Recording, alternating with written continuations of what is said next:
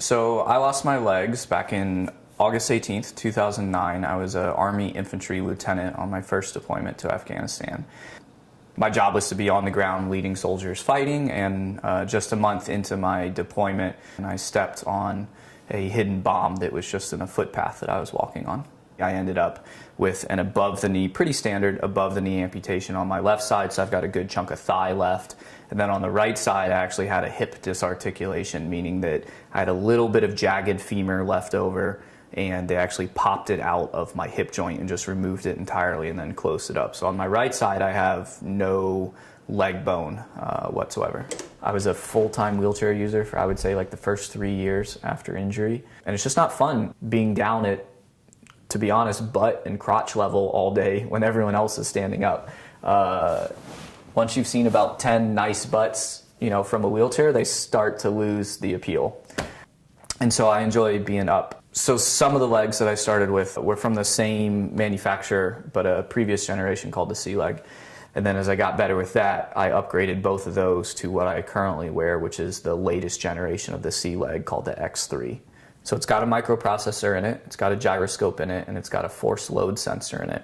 And so what that means is the knee, when I'm standing up, it knows what angle it's at, so it can tell, am I standing up vertical, am I leaning forward, am I leaning backwards, and then because of the force load sensor, it can tell how much of my body weight is going into it. Like, is Dan putting 100% of the weight into the knee? Well, then he probably wants this knee to be stiff.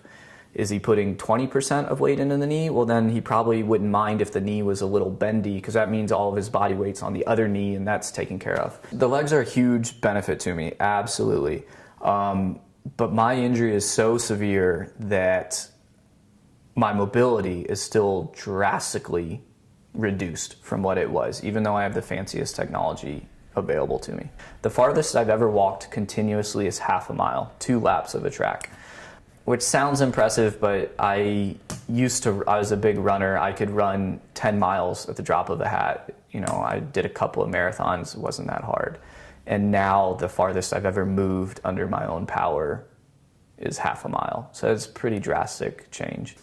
I roll whenever I need to go a certain distance. Here on campus, there's a wonderful charity called Segways for Veterans, Segs for Vets. They give away Segways to wounded veterans for this exact purpose, for mobility purposes. So I actually use a Segway around campus, and having legs gives me that ability, because you need to be able to stand up to operate a Segway.